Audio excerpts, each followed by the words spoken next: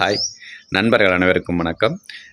இன்று 10ஆம் நாள் பொது அறிவு சார்ந்த பகுதியில் உங்கள் அனைவரையும் சந்திக்கல ரொம்பவே மகிழ்ச்சி.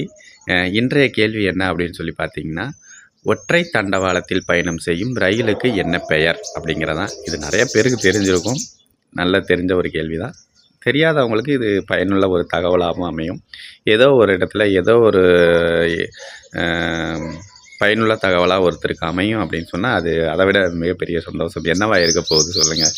ஸோ பொது அறிவு சார்ந்த தேடல் உள்ளவங்களுக்கு கண்டிப்பாக இது ஏதோ ஒரு இடத்துல பயன்படும் நம்புகிறேன்.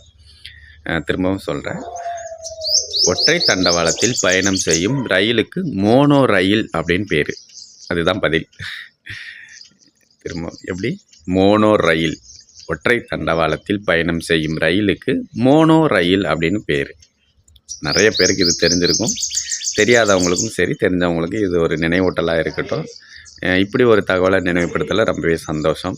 அதை அடுத்து ஒரு சிறு மருத்துவ குறிப்பும் இதோடு நம்ம சொல்லிகிட்ருக்கோம். இன்றைய மருத்துவ குறிப்பு என்ன அப்படின்னு சொல்லி பார்த்திங்கன்னா, தூதுவளை பூ இருக்குது இல்லைங்களா, அதை அரைச்சி பாலில் காய்ச்சி தினமும் தூங்குறதுக்கு கொஞ்சம் முன்னாடி குடிச்சிட்டு படுத்து தூங்கணும் அப்படின்னு சொன்னால் ஆஸ்துமா பிரச்சனை படிப்படியாக குறைஞ்சு நல்ல குணம் கொடுக்கும்.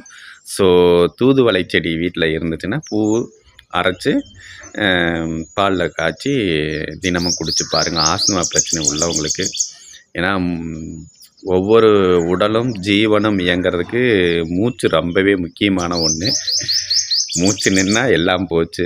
ஸோ அதனால் சீரான மூச்சு அந்த உடலுக்கு கிடைக்கணும், உடலில் உள்ள பகுதி எல்லாத்துக்குமே ஆக்சிஜன் போய் சேரணும் அப்படின்னு சொன்னால் இது நல்ல ஒரு சைட் எஃபெக்ட் இல்லாத மருத்துவ குறிப்பு. ஸோ முடிஞ்சவங்க இதை முயற்சி பண்ணி பாருங்கள்.